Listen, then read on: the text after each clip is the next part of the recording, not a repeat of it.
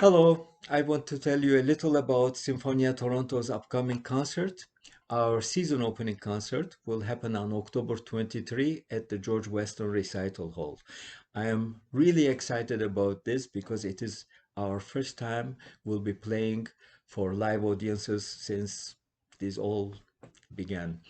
Since the beginning of the pandemic, we performed only virtual concerts, and this one on October 23 is a hybrid event, so it will be open to some in-person attendance as well as it will be live streamed.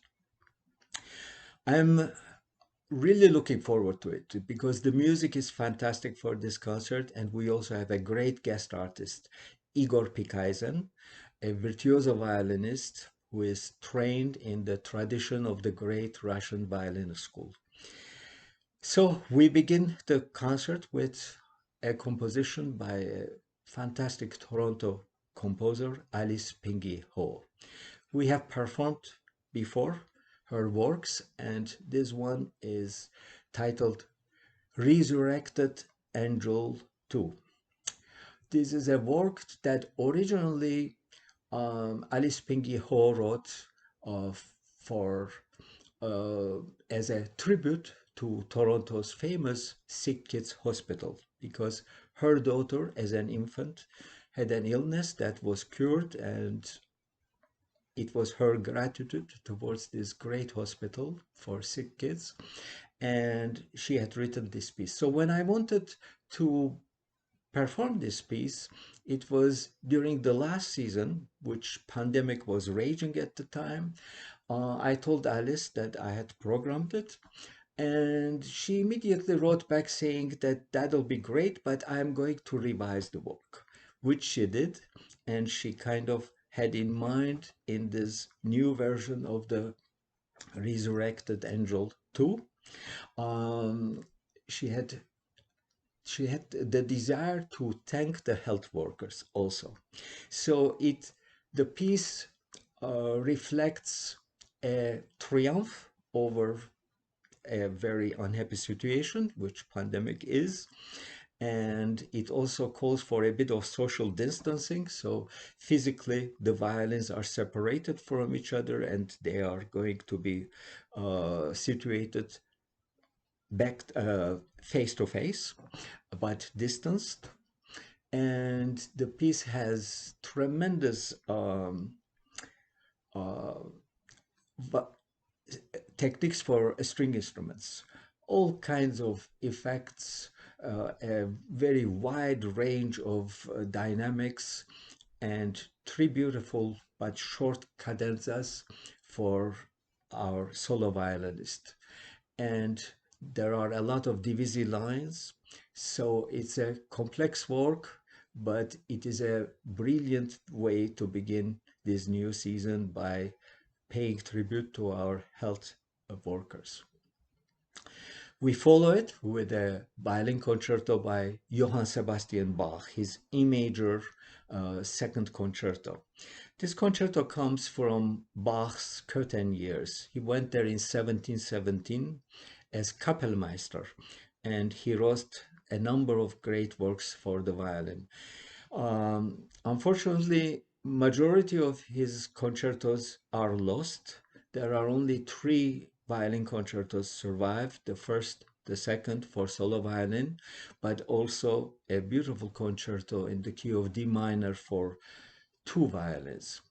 The E major concerto is written in the brilliant key of E major, and it's a fantastic work with a beautiful middle movement, which is my favorite. After that, we perform Vinyavsky's Faust Fantasy, also with our soloist, Igor PIKAYZEN. Vinyavsky is one of those composers that we call them, uh, virtuoso composers. They are performers, but also they are written music for their own use. And Vinyavsky certainly was, during his lifetime, brilliant as a violinist, and he toured all over Europe, and one of the most famous violin virtuosos of 19th century from Poland. And he was trained in Paris, both as a violinist as well as a composer. And he had tremendous success, especially gaining his wife. As a young man, he fell in love with a lady by the name of Isabella Hampton. So when he proposed marriage, the parents of Isabella didn't like the idea, and they decided it shouldn't work, it shouldn't happen. But with his compositional skills, Vinyavsky was able to persuade them. So he composed a piece for solo violin and piano, can also be later orchestrated and be performed with orchestra as well, and dedicated it to Isabella. After they heard him perform this work for Isabella, the parents changed their mind and he got married. So the Faust Fantasy is a brilliant work based on themes from opera, Gounod's opera, Faust opera, and it is brilliant techniques for the violin as well as absolutely beautiful tunes from this opera. So it's a piece that I'm sure Igor will perform it beautifully. And the final work of the program in the second half will be Tchaikovsky's Souvenir de Florence, which is a very important work. Souvenir de Florence is the last instrumental work of chamber music that he performed and he composed. And the Souvenir de Florence comes from the year 1890. Tchaikovsky loved Italy, and his love affair with Italy comes across in his music. He has also written pieces that reflect his Italian love and his adoration of Italian music. Capriccio Italien for orchestra is a beautiful piece. Souvenir de Florence, of course, but also there are other works where title doesn't reflect Italy, but there we hear some of this Italian temperament. In 1890, Tchaikovsky was in Florence and he stayed at Nadezhda von Meck, her supporter's villa. And he was there attending the premiere of his ballet, The Sleeping Beauty. And it is there that he also started working on his opera, Queen of Spades. And he didn't start the Souvenir de Florence in Florence. He actually wrote it in Russia afterwards.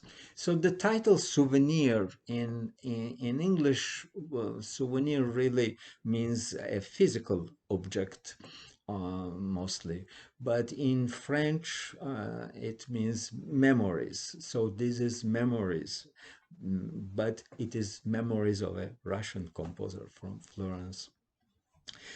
The origins of the idea of writing for a sextet was in Tchaikovsky's mind for a long time. 4 years ahead, in 1886, from his correspondence, we know that he promised to write a string sextet for two violins, two violas, and two celli. But he never got around it because he was busy, but he also was a bit insecure about how to go about this.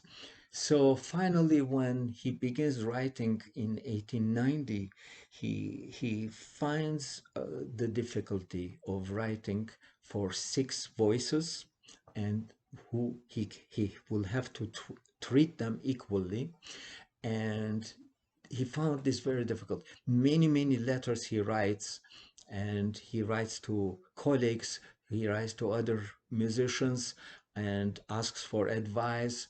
in certain passages in the piece, and it's actually fascinating for me as a conductor to go over his letters where many passages in Souvenir de Florence, he's questioning, he's asking, should I do it this way? Do you prefer I write it this way? He's very humble, always insecure as a person, as a composer as well.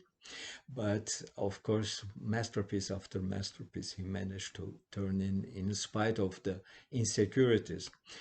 So the Souvenir de Florence, the first movement is pure energy. It's in 3/4 rhythm. It's a rondo format, sonata rondo format, and the second movement that follows it is it's a very simple melody played over pizzicati, pizzicatos, plucking of the strings. Here you can practically visualize a guitarist singing and serenading someone in a balcony, and this plucking of the string instruments kind of is reminiscent of a guitar player.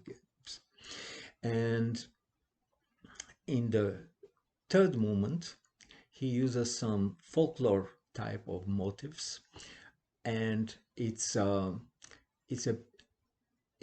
another gorgeous movement that has a middle section, which probably is the most Italian section of the entire piece. And it's a fascinating, springing, bouncing bows and quick 30-second notes in the strings that is so lively, and it makes the audience practically jump on the seat. The last movement sounds like a typical Russian folk music, and it's built to a climax. The middle section is an amazing fugue. It's here that Tchaikovsky experienced tremendous difficulty in composing the fugue. Um, he he felt that the fugue starts okay, but then it becomes dissonant. But of course, that wasn't the case. So eventually, he finished his work after 4 years of contemplating about writing on a string sextet. But at the first premiere of this performance, he was dissatisfied. So he decided to revise it. So the next year, he sat down and revised it, and today we play this piece in its final work. Of course, when orchestras play this work, they add a double bass. So the work is so fascinating that it also works for a string orchestra. So in our case, we are doing a version by famous contrabass virtuoso Lucas Drew, who arranged it for orchestra. And I hope you will enjoy this concert. I hope you'll be able to attend. Capacity to 50%, but tremendously enriched safety requirements for this event and all our concerts this season. And if not, enjoy it on virtually. And I look forward to having you with us on that day. See you soon. Thank you.